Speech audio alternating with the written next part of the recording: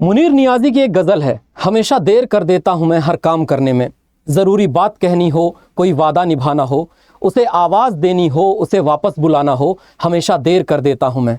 इतने दिनों के धरना प्रदर्शन के बाद आज जो प्रधानमंत्री मोदी का ट्वीट आया है वो कुछ मुनीर नियाज़ी की गज़ल को एकदम सटीक परिपक्वता के साथ पूरा करता है।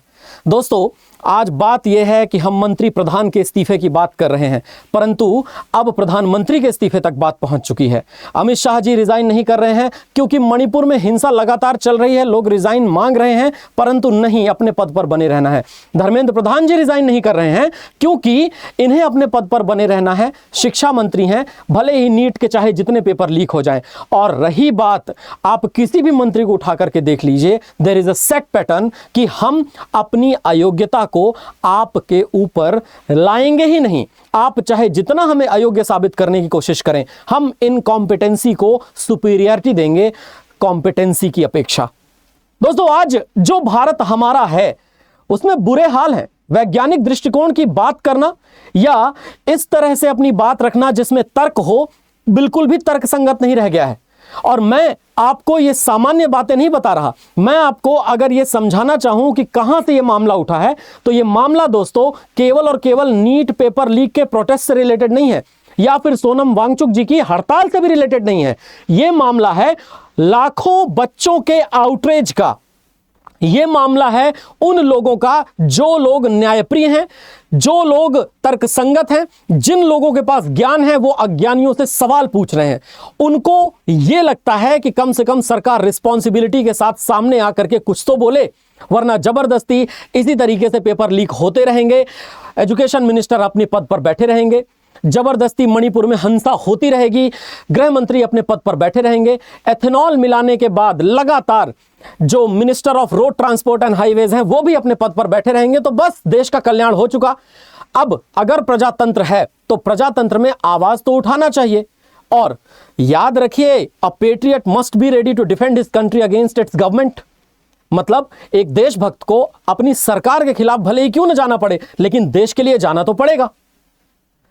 मुद्दा यह है दोस्तों कि आज वास्तविकता में कुछ ऐसी चीजें इस वीडियो के माध्यम से मैं आपको बताने वाला हूं जिसे देख करके आपको भी समझ आएगा कि हां, वास्तविकता में सरकार गलत कर रही है। मैं आपको एक सामान्य बात बताता हूं जिसे दिल्ली पुलिस ने इसे एक एक्सरसाइज का नाम दिया है। दिल्ली पुलिस ने यह कहा है कि यह तो एक सामान्य अभ्यास है जो हर 3 महीने में हम करते हैं। हमने 9 तारीख को इसे नोटिफाई कर दिया था, तब तो कॉकरोच जनता पार्टी का प्रोटेस्ट चल भी नहीं रहा था। और उसके बाद 15 तारीख को ये गवर्नर, जो लेफ्टिनेंट गवर्नर है दिल्ली के, national capital territory of Delhi के लिए लेफ्टिनेंट गवर्नर ने ये एक नोटिस इशू किया है। अब आप ध्यान से पढ़िए तो लिखा हुआ है, in exercise of the powers conferred by sub section 3 of section 3 read with clause E of section 2 of the National Security Act. मुद्दा यह है कि जो लोग वहां पर प्रोटेस्ट कर रहे हैं, उन प्रोटेस्ट करने वालों को यह तक नहीं पता कि एनसीटी के अंदर, यानी नेशनल कैपिटल टेरिटरी के अंदर, देश की ये जो दिल्ली एनसीआर वाली सीमा है उसके अंदर प्रोटेस्ट करने पर वो एनएसए भी उन पर लग सकता है। अगर आप सरकारी एग्जाम की तैयारी कर रहे हैं, आप गवर्नमेंट जॉब में जाना चाहते हैं तो जाइए बेशक, लेकिन ध्यान रख के जरा, क्योंकि यहां पर जिस तरीके से दमन हो सकता है उसका आपने अंदाजा अभी तक लगाया नहीं होगा। कितने ही सारे बच्चों को पुलिस वाले ले जा रहे हैं, भले ही थानों में बिठा करके रखें, लेकिन वो अरेस्ट हो रहे हैं। सरकार लगातार इस बात को डिनाई कर रही है कि नहीं, कोई अरेस्ट नहीं हो रहा। यहां तक कि पुलिस ऑफिशियल्स भी यही कह रहे हैं कि नहीं, कोई अरेस्ट नहीं हो रहा। लेकिन मुंबई में पुलिस वालों की वैन के सामने एक लड़की आकर के खड़ी हो जाती है जिसकी जिद के सामने हार जाता है वो पुलिस बल जो जबरदस्ती अत्याचार करने पर उतारू है। ब्रिटिश एजुकेशन सिस्टम में मैकॉले ने 1835 में मैकॉले मिनट्स लाया था। उसने कहा था कि हम गुलाम बना देंगे इन लोगों को जो भारत में रहते हैं, क्योंकि इनकी शिक्षा पद्धति कहीं ना कहीं हमारी शिक्षा पद्धति से बेहतर है। शिक्षा पद्धति की बात ही करें तो जिस समय गुरुकुल होते थे, जिस समय भारत के अंदर अलग अलग शिक्षा पद्धति में लोगों को पढ़ाया जाता था, उस समय लोगों को नौकरशाही नहीं सिखाई जाती थी। और याद रखें, अगर तालीम पाने का असली मकसद केवल और केवल नौकरशाह पैदा करना है तो फिर समाज में गुलाम ही बनेंगे, राजा थोड़ी ना। पूरे विश्व में अलग अलग जगहों पर अलग अलग राजाओं ने अपनी अपनी सेनाएं मात्र इसलिए रखी हैं कि वो चाहते थे कि उनके तंत्र को वैसे तरीके से लागू किया जाए जैसा वो चाहते हैं।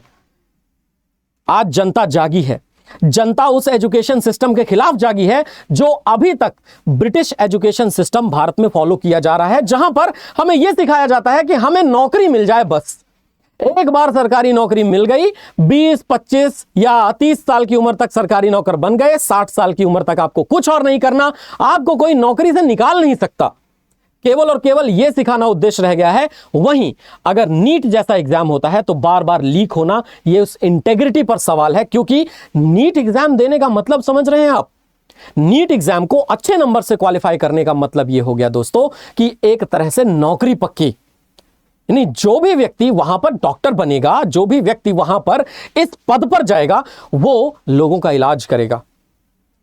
और अब असल मुद्दे तो कुछ और भी हैं।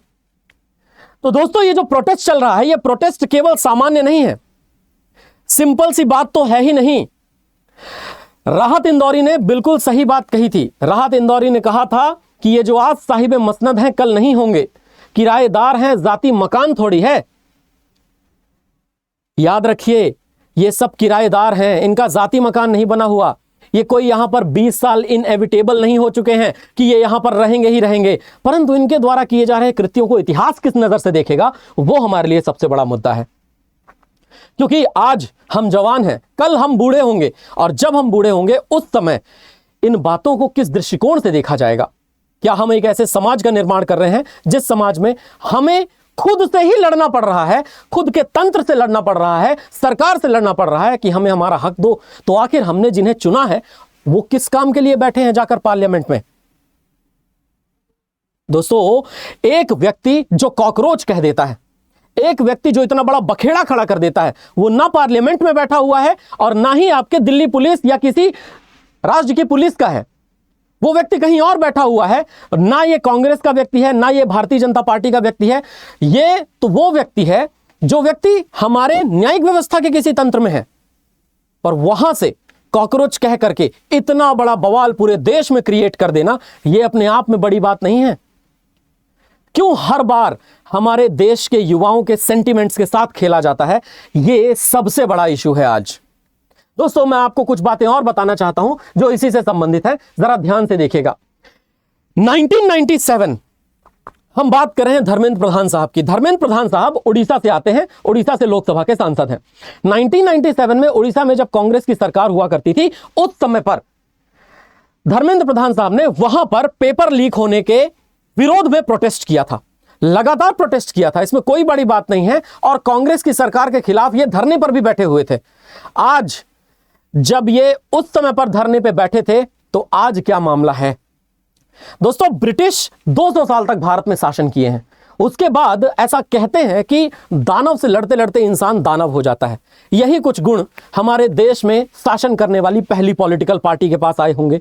और आज जो ये पॉलिटिकल पार्टी जो अल्टरनेटिव के तौर पर आई है, वो भी ऐसा ही करेगी।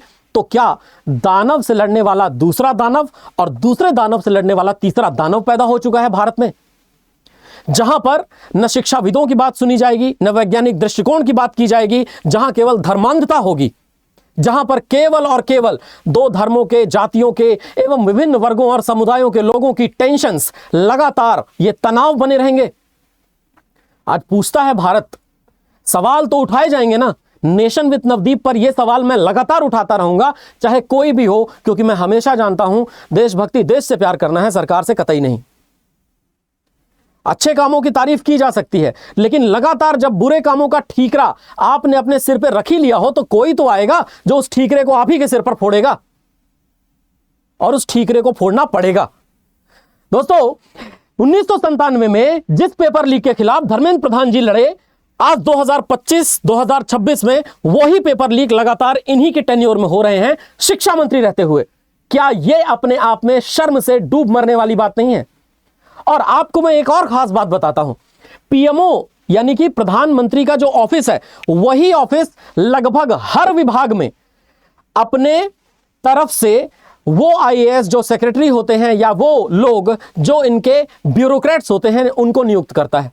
अब अगर प्रधानमंत्री ऑफिस ही ब्यूरोक्रेट्स नियुक्त कर रहा है, चाहे वो शिक्षा मंत्रालय हो, चाहे वो एचआरडी मिनिस्ट्री जो अब शिक्षा मंत्रालय हो गई, चाहे वो मिनिस्ट्री ऑफ होम अफेयर्स हो, मिनिस्ट्री ऑफ डिफेंस हो, तो अगर ये मिनिस्टर रिजाइन कर भी देते हैं तो क्या वास्तव में तंत्र बदलेगा? क्योंकि कहा तो यही जाता है हमारे देश को तो ब्यूरोक्रेट्स चला रहे हैं। अगर हमारे देश को वास्तविकता में ब्यूरोक्रेट्स चला रहे हैं तो क्या इस स्थिति में जहां पर हम आज खड़े हुए हैं, यह स्थिति हमारे लिए अत्यंत विचारणीय नहीं है? ये सोचनीय नहीं है? क्या हम इस बात पर बिल्कुल विचार ना करें, इस बात पर बिल्कुल ना सोचें, इस बात को बिल्कुल ना समझने की कोशिश करें कि हमारे देश में जो इनकॉम्पिटेंट और इनकेपेबल एजुकेशन मिनिस्टर और ब्यूरोक्रेट्स हैं, इन सबको रिजाइन करना चाहिए। इस बात की क्या गारंटी है कि पीएमओ से द्वारा दोबारा नियुक्त किए जाने के बाद कोई पेपर लीक नहीं होगा? आज धर्मेंद्र प्रधान जी हैं, कल कोई और होगा। और फिर वही है कि बार बार अत्यंत बुरा आ जाए तो लोग जो कम बुरा था उसी को ढूंढने लग जाएं। ये जो स्थितियां हैं, ये स्थितियां वास्तव में बहुत ही खराब हैं। उड़ीसा के सेक्रेटेरिएट में प्रोटेस्ट करने वाले धर्मेंद्र प्रधान जी उस समय 1997 में प्रोटेस्ट कर रहे थे। आज 2026 में 30 साल बाद भारत भी ये पूछ रहा है कि आखिर ये है क्या। और जैसा कि मैंने कहा, बात है मंत्री प्रधान के रेजिग्नेशन देने की और बात पहुंच चुकी है प्रधानमंत्री के रेजिग्नेशन तक। और एक मंत्री से इस्तीफे की मांग नहीं की जा रही है, यहां पर लगातार कई सारे मंत्रियों से इस्तीफे की मांग की जा रही है। यह मुख्य मुद्दा है हमारे सामने। दोस्तों, जिस तरह से दिल्ली पुलिस की बर्बरता लगातार, मुंबई पुलिस की बर्बरता लगातार वहां के प्रोटेस्टर्स पे बरसी है, वो जो बर्बरता है उस बर्बरता का आखिर जवाब कौन देगा? दोस्तों, आज जिस स्थिति में आप हैं उस स्थिति में जरा अपने आप को रख करके सोचिए। 3-3, 4-4 दिनों तक लगातार आंदोलन होता रहता है, लगातार प्रोटेस्ट होता रहता है, लेकिन उस प्रोटेस्ट के बीच में प्रधानमंत्री जी का एक ट्वीट नहीं आता। भारत की शिक्षा व्यवस्था का उसी तरीके से खून होता है जिस तरीके से प्रधानमंत्री जी चाहते हैं। वो ब्रिटिश एजुकेशन सिस्टम जो कभी भारत को बर्बाद करने के लिए था, उसी को आज एक बार फिर से लागू किया जा रहा है। और उसी तरह से ना पढ़ा हूं ना पढ़ने दूंगा हिसाब किताब। जब एक बार सवाल पूछा जाता है कि आपकी डिग्रीज, तो फिर लाखों बहाने बनाए जाते हैं कि कहां है डिग्रीज। दोस्तों, ये जो ट्वीट है, nothing is more important than the welfare and the youth of our future of our youth, we have decided to set up fast track courts. Fast track courts, अब 94 पेपर लीक हो चुके हैं 2014 से लेकर के 2026 के बीच में। इसके पहले जब आप प्रधानमंत्री नहीं थे, लगातार सवाल पूछते थे आप कि पेपर लीक जो होते हैं उन पेपर लीक मुद्दों पर सरकार क्या कर रही है। आज जनता आपसे सवाल पूछ रही है कि पेपर लीक मुद्दों पर आप 4 दिन बाद बोलकर क्या कर रहे हैं। मुद्दा तो यह है।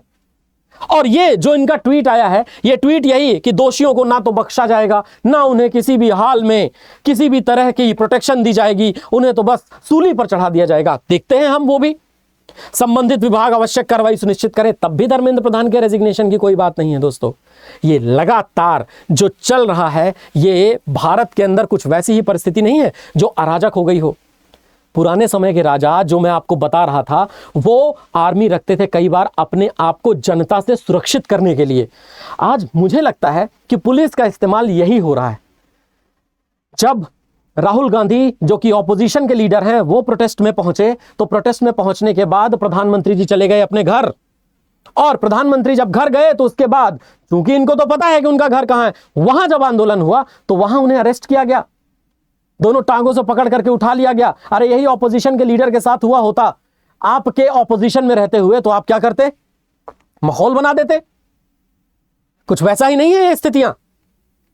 और ये जो स्थितियां हैं, इन स्थितियों को जरा ध्यान से देखो कि एक बच्चा जो लेकर के फूल खड़ा हुआ है, पुलिस उस पर भी डंडे बरसा रही है, डंडे बरस रहे हैं, लगातार डंडे बरस रहे हैं। दोस्तों, एक कहानी है जो मैं आपको सुनाना चाहता हूं नेहरू लियाकत समझौते के समय की। नेहरू लियाकत समझौते में जिस समय श्यामा प्रसाद मुखर्जी नेहरू जी को समझा रहे थे कि पाकिस्तान के साथ यह समझौता मत कीजिए क्योंकि पाकिस्तान अपने यहां पर माइनॉरिटीज को सुरक्षित नहीं करेगा, तब भी नेहरू लियाकत समझौता हुआ। और नेहरू लियाकत समझौते के बाद श्यामा प्रसाद मुखर्जी ने मोरल ग्राउंड्स पर रिजाइन किया था।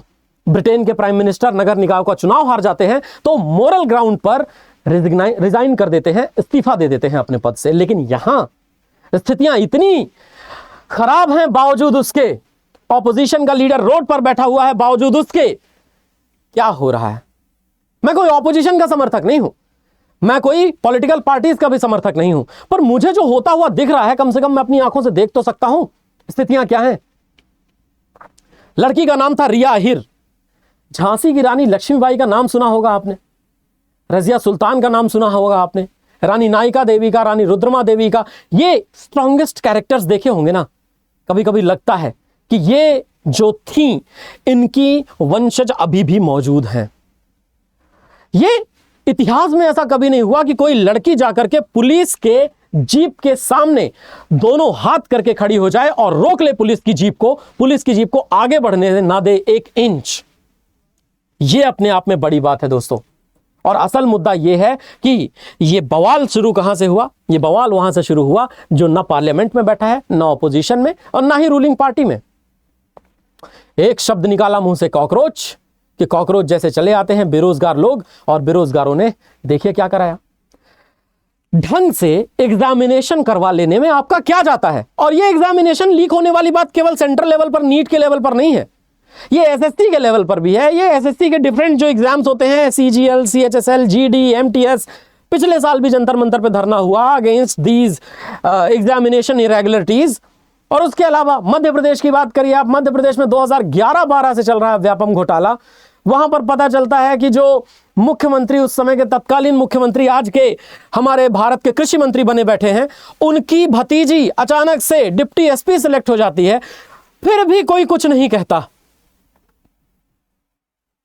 ऐसा प्रदेश, ऐसा देश, ऐसे हालात जिनको देख करके मात्र यह लग रहा है कि अब ईश्वर ही मालिक बचा है क्या इनका। केवल और केवल नीट के पेपर लीक के अगेंस्ट लगातार बोला जा रहा है। और मैं तो एक बात और बता दूं आपको, रिप्रेजेंटेशन यानी कि प्रतिनिधित्व नॉर्थ इंडियंस का इतना ज्यादा है कि एआईएडीएमके के जो चीफ मिनिस्टर थे एमके स्टालिन, डीएमके के chief minister MK Stalin Tamil Nadu में पहले से डिमांड कर रहे थे, और वो कह रहे थे कि नीट का एग्जाम आप हमारे स्टेट के ऊपर लागू ही मत करो, हम अपनी अल्टरनेटिव व्यवस्था ढूंढ लेंगे कि हमको डॉक्टर कैसे बनाना है बच्चों को। हम स्कूल लेवल पे आइडेंटिफाई कर लेंगे कि हमारे स्कूल के स्तर पर कौन सा बच्चा मेधावी है पढ़ने में, और उस बच्चे को हम बुला करके वैसी तैयारी करा करके फालतू के कंपटीशन में उसको नहीं डालेंगे कि 12वीं के बाद वो लगा हुआ है कंपटीशन में और लाखों लाख की फीस पे कर रहा है, और कंपटीशन के बाद फिर जाकर के वो सिलेक्ट होकर के डॉक्टर बनना चाह रहा है। क्या उनके द्वारा दिया गया सॉल्यूशन तब सही नहीं था, रेलेवेंट नहीं था? देखिए, NEET is not meritocracy, it is a privilege institutionalized. NEET's promise has failed, it's time to trust states. इन्होंने कहा है कि मल्टीपल एंट्रेंस एग्जामिनेशंस का बर्डन कम करो, स्कूल लेवल पर बच्चों को पिक करना शुरू करो कि आखिरकार वो क्या बनना चाहते हैं, और जो वो बनना चाहते हैं वैसे ही उनके करियर को मोल्ड किया जाए। ऐसा नहीं कि उनको एक एंट्रेंस एग्जामिनेशन के हिसाब से जज कर लिया जाए।